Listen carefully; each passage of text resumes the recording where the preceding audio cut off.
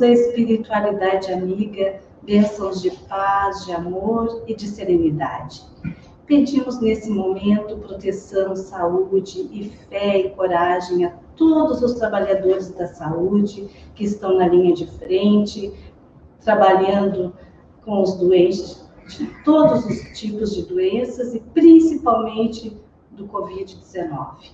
Pedimos também pela saúde mental e espiritual dos professores que também estão atuando de maneira diferente no home office. E assim, agradecidos que somos, dizemos: Pai nosso que estais no céu, santificado seja o vosso nome, venha a nós o vosso reino, seja feita a vossa vontade, assim na terra como no céu. O pão nosso de cada dia nos dai hoje, perdoai as nossas ofensas, assim como nós perdoamos a quem nos tem ofendido, e não nos deixeis cair em tentação, mas livrai-nos do mal, que assim seja. Esta noite, para a nossa exposição doutrinária, nós temos o trabalhador da nossa casa, Allan Kardec, do Balneário Gaivota, o nosso querido amigo Alfredo Feijão.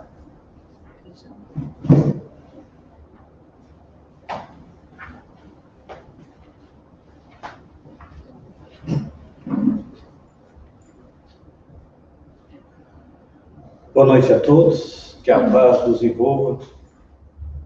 Nesta noite, o tema que nós vamos abordar é um assunto que vem sendo muito discutido desde que iniciou a pandemia do coronavírus, que é a disputa que nós temos entre saúde versus economia. Para que a gente possa compreender um pouco mais a extensão do problema, hoje em Santa Catarina nós já tivemos 2.100 pessoas que retornaram à pátria espiritual pelo coronavírus.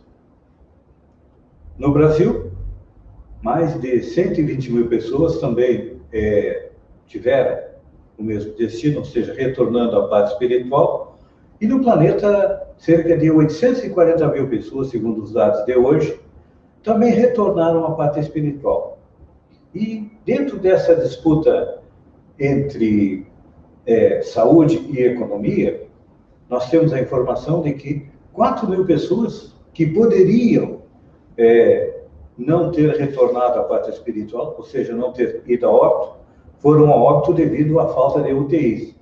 E para fechar o nosso quadro, a nossa região do extremo sul catarinense hoje está em estado gravíssimo, ou seja, é um dos locais, é um dos 5 locais de Santa Catarina onde nós temos aí o maior número de mortes. Então, precisamos de ter um pouco mais de atenção. Aqueles que moram aqui em Balneário Gaivota vão perceber que, em função de estarmos em estado gravíssimo, as academias que nós temos ao ar livre, elas estão fechadas. Então,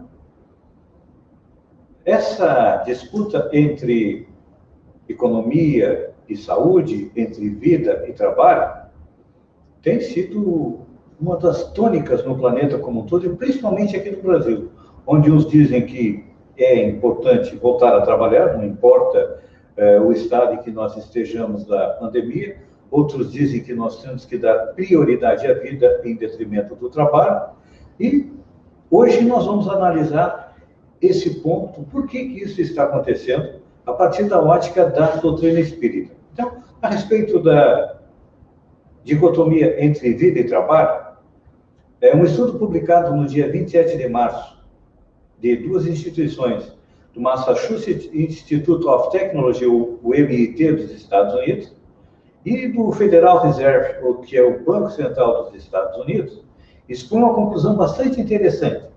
As medidas de saúde pública, a quarentena, não depreciam a economia. As pandemias, sim. Esse estudo foi baseado em dados de várias cidades americanas por ocasião da gripe espanhola no início do século passado. Eles analisaram os indicadores da economia e mostraram que as cidades que adotaram as medidas mais rigorosas de isolamento social apresentaram durante a pandemia um desempenho econômico similar às demais cidades. Só que o importante que foi, depois da pandemia, as cidades que adotaram isolamento mais rapidamente tiveram a sua economia voltando ao normal. Isso nós estamos vendo hoje aqui em Santa Catarina, que é um dos estados que foi um dos primeiros a decretar situação de emergência e indicar que todos fossem para o isolamento social. E a gente tem um dado interessante. No domingo passado, Santa Catarina foi o estado que teve o índice maior de isolamento social. Então, nós estamos percebendo que a economia catarinense já está começando a reagir, ou seja, está seguindo o mesmo caminho que as cidades tomaram durante a gripe espanhola. Mas para que a gente possa entender toda essa dificuldade, todo esse debate, toda essa discussão, e muitas vezes acalorada, entre as pessoas, principalmente entre governantes do governo federal e dos governos dos estados e municipais, nós precisamos compreender o que está acontecendo no planeta, o porquê que isso acontece. No Evangelho segundo o Espiritismo, capítulo 4, que tem o título "Ninguém poderá ver o reino do céu se não nascer de novo", ou seja, um dado que a ciência não leva em conta, mas que nós espíritas temos, é que toda essa divergência de opinião se deve ao quê? Se deve aos espíritos reencarnados. E o Espírito São Luís, no capítulo 4, ele responde uma pergunta. A encarnação é uma punição e somente espíritos culpados é que são sujeitos a ela? Porque hoje em dia muitas pessoas estão pensando que o coronavírus está vindo como um castigo. Muitos acreditam que é um castigo de Deus, que aqueles que estão morrendo estão sendo castigados, só que não é isso que acontece. O coronavírus está vindo num momento extremamente importante da história da humanidade para que a gente dê uma parada, reflita, pense e refaça alguns dos nossos conceitos e também do nosso modo de viver. Nós antes não dávamos muita atenção às nossas famílias, agora com isolamento social, os pais que normalmente deixavam por conta dos filhos ou por conta das mães a educação, hoje todo mundo tem que colaborar porque os nossos filhos estão em casa. E pelo que se percebe, provavelmente não será neste ano o retorno às aulas. Apesar de Santa Catarina ter uma previsão de que as aulas devem retornar no dia 12 de outubro, aproximadamente, o que se percebe hoje no estado do Amazonas, que já retornaram às aulas, 10% dos professores já estão infectados pelo coronavírus e têm ido para casa.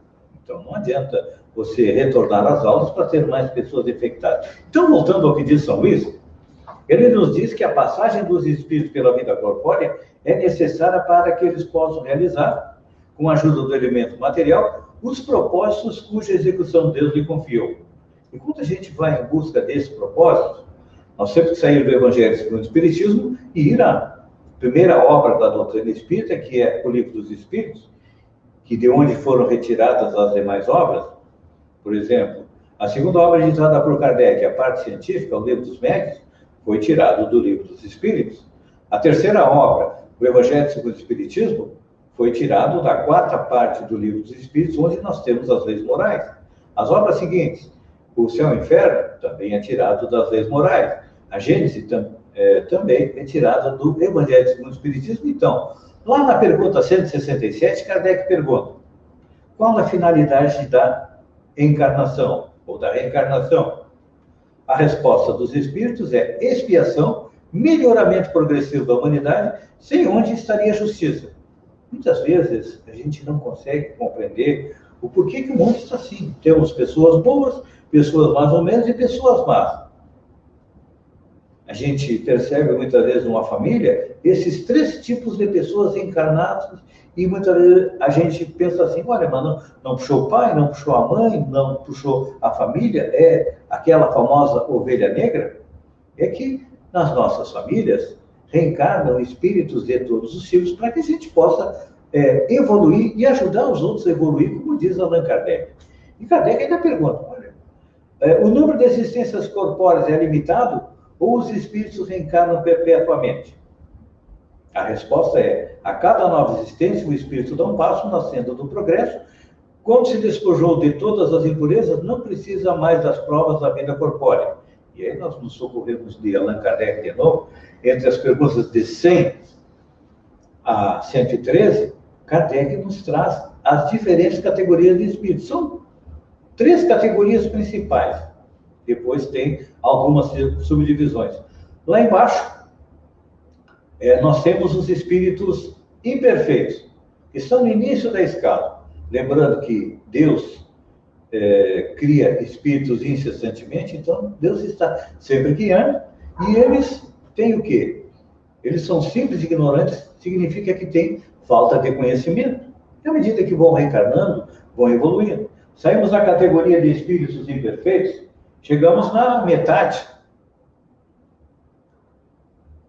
da escala, que são os bons espíritos. Exemplo, o Chico Xavier, a Brahma Dulce, uma Madre Teresa de Calcutá, um Gandhi e inúmeros outros que passaram pela história da humanidade, são exemplos de bons espíritos que vêm à Terra para ajudar a Terra a crescer, a evoluir, dar o impulso que nós precisamos. E, finalmente, chegamos aí à terceira categoria, que são os espíritos puros, que nós podemos apresentar como sendo Jesus, governador espiritual do planeta, que tem sob sua responsabilidade, como eu digo brincando, muitas vezes, gerenciado o destino de bilhões de espíritos cuja metade, muitas vezes, quer botar fogo no circo, outra metade quer apagar o fogo, e assim nós vamos indo.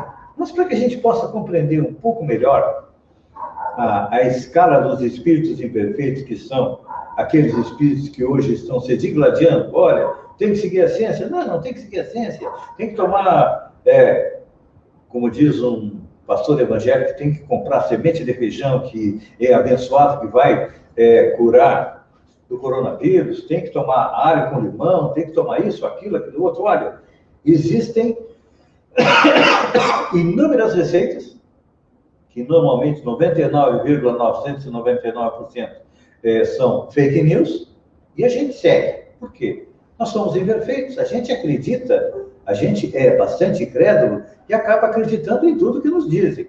Eu, todo dia, recebo inúmeros fake news dizendo, olha, não, tem que tomar isso, tem que tomar aquilo. Um exemplo, o presidente dos Estados Unidos, Donald Trump, lá no início da pandemia, sugeriu que as pessoas tomassem desinfetante para poder limpar seus pulmões. Não é que teve gente que tomou?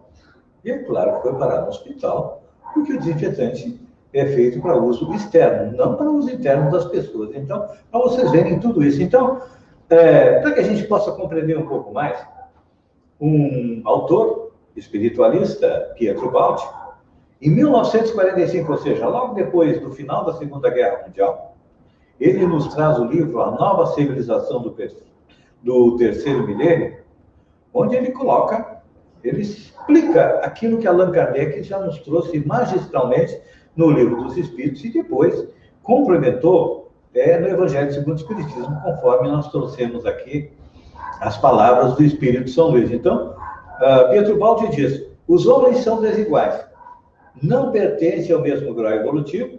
Se os bens para a manutenção da vida são-lhe indistintamente necessários, o modo por que os homens os procuram e lhes exprime a evolução. Ou seja, pela maneira como nós vamos atrás dos bens materiais, mostra o quê? A nossa evolução. E diz ele que existem 3 tipos principais, de acordo com o método de aquisição dos bens. Diz ele, um dos tipos de aquisição é o furto, o segundo é o trabalho e o terceiro é a justiça.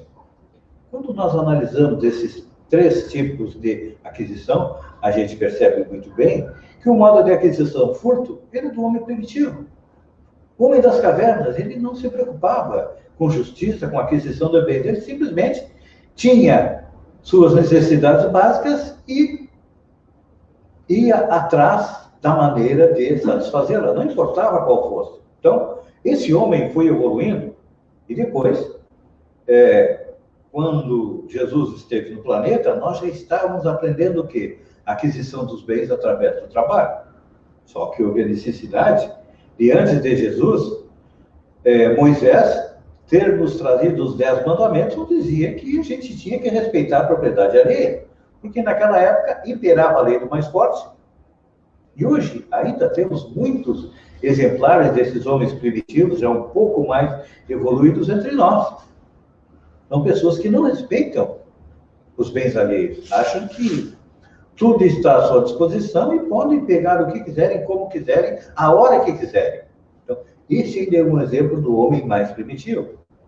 O exemplo do homem que adquire as coisas pelo trabalho, esse já é um homem que está começando a compreender as leis divinas e sabe que a melhor maneira para ele é através do trabalho.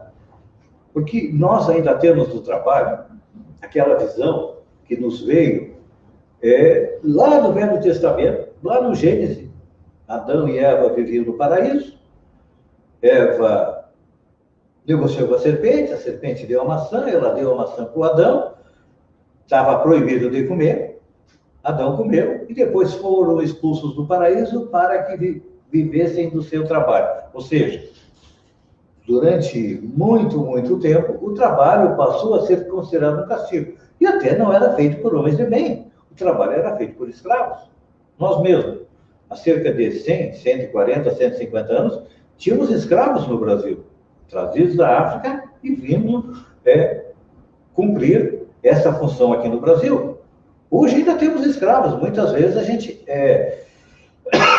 ouve e vê na televisão, no lugar tal, foram libertadas pessoas que estavam em estado de escravidão.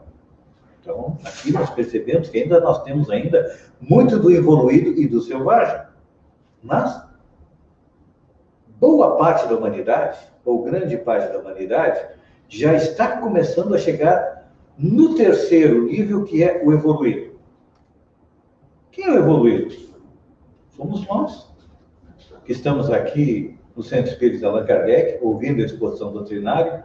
São vocês que estão no outro lado da internet acompanhando a exposição doutrinária, porque são pessoas que já superaram o egoísmo individual, estão superando o egoísmo coletivo, estão começando a pensar no futuro. Não no futuro da semana que vem, do mês que vem, do ano que vem, ou no futuro pós-coronavírus. Estão começando a se preocupar com o seu futuro a partir do regresso à pátria espiritual. Que a própria espiritualidade nos coloca que o mundo espiritual, que é o mundo primitivo verdadeiro e de onde nós viemos. O mundo corporal, o mundo material, ele é transitório. Nós estamos aqui transitoriamente. Chegamos através do nascimento, vivemos 50, 60, 70, 80 anos, retornamos à pátria espiritual com a bagagem das nossas aquisições morais, não as aquisições materiais. Então, todos nós que nesse momento já estamos preocupados com a nossa espiritualidade, já estamos chegando na categoria do homem evoluído. Como eu disse, ainda não estamos completamente desprendidos dos bens materiais. Nós já sabemos que os bens materiais são colocados à nossa disposição para que a gente use deles e também seja motivo de auxílio para as outras pessoas. Por exemplo, quem oferece um emprego, paga o salário justo. Essa pessoa está utilizando os bens materiais da maneira correta. Mas aquele que fornece emprego, não paga o salário justo, aquele que explora seus empregados, ele ainda está entre a primeira e a segunda categoria, porque ele ainda precisa aprender. E o que vai acontecer com esse espírito?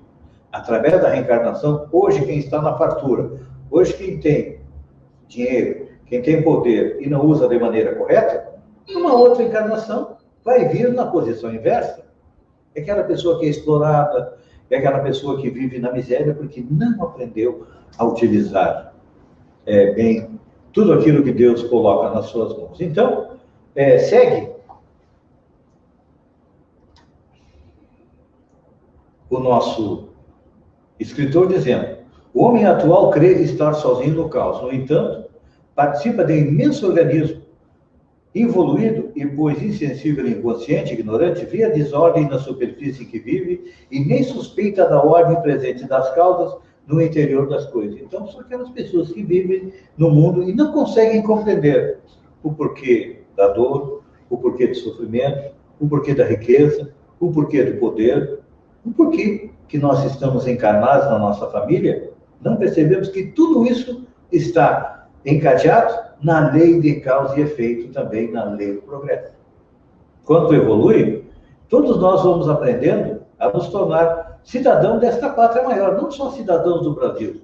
Hoje, a maioria de nós, às vezes, se acha simplesmente cidadão de Balneário Gaivota, de Sombrio, de Santa Rosa do Sul, de Florianópolis, já que nós estamos chegando a todos os quadrantes do planeta, cidadão de outros países. Nós precisamos compreender que somos, primeiro, cidadãos do Brasil, temos a nossa responsabilidade para com o país e também temos que compreender que nós somos cidadãos do universo. Por quê? Porque lá no Livro dos Espíritos coloca que na casa do Pai há muitas moradas e que o universo é povoado pelos espíritos. No nosso próprio sistema solar, temos espíritos encarnados em Marte, Júpiter, Saturno, Urano. São irmãos nossos que nós ainda não aprendemos a conhecê-los e nem a conviver com eles. Nós temos que começar a pensar, olhar para o céu e ver nas estrelas locais para onde nós vamos. Porque todos nós estamos destinados a chegar à condição de espírito puro daqui a 10, 15, 20 bilhões de anos, dependendo da velocidade como cada um de nós faz a sua evolução, e vamos estar aí viajando, navegando entre as estrelas, e a gente compreende que a felicidade que a gente busca está onde? Na harmonização com todo o nosso universo. Compreendendo que Deus, que é a inteligência suprema, a causa primária, coordena tudo isso através de Jesus e dos bons espíritos, e cada um de nós está no local exato, na hora exata, passando por aquilo que precisa. Então, como todos nós já estamos nos afastando lentamente do mundo do evoluído, subindo mais em direção ao evoluído, nesta fase nós estamos nos digladiando entre o homem velho, que é o evoluído, e o homem novo, que é o evoluído. Então, essa transição nós vamos ter que fazer, porque de acordo com os desígnios de Deus e do Cristo, nós vamos chegar ao mundo de regeneração.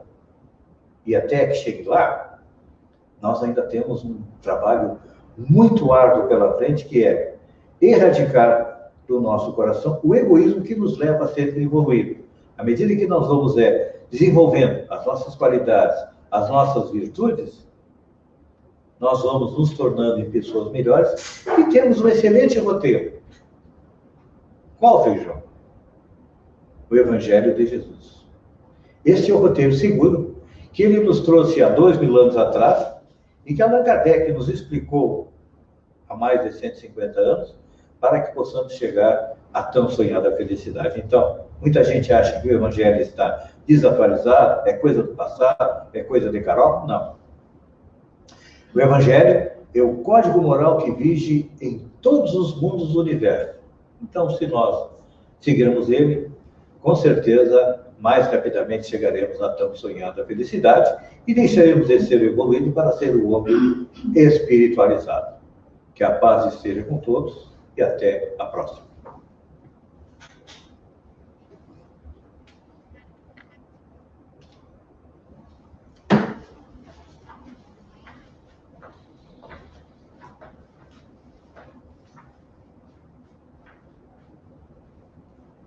Agradecemos, então, ao nosso amigo e companheiro Feijão pela explanação esclarecedora a todos nós.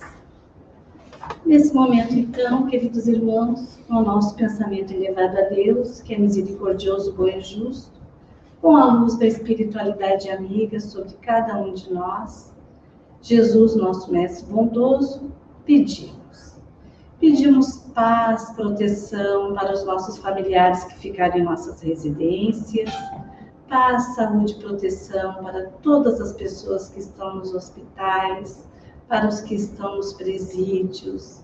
Pedimos também pelas nossas crianças, pelas pessoas que estão pelas ruas e por toda a nossa cidade e o nosso planeta. Nesse momento, pedimos que fiquemos o mais confortável possível para receber o nosso passe coletivo. Que Deus, em sua infinita misericórdia e luz, retire de cada um de nós qualquer anseio, qualquer mágoa, que encha nossos corações de alegria, de paz, que sejamos mais caridosos, que consigamos perdoar mais, sermos mais generosos. E assim, em nome de Deus e de Jesus, pedimos: Pai nosso que estais no céu, santificado seja o vosso nome, venha a nós o vosso reino, seja feita a vossa vontade, assim na terra como no céu. O pão nosso de cada dia nos dai hoje, perdoai as nossas ofensas, assim como nós perdoamos a quem nos tem ofendido, e não nos deixeis cair em tentação, mas livrai-nos do mal. Que assim seja. Vamos em paz e que tenhamos uma ótima semana. Jesus nos acompanhe.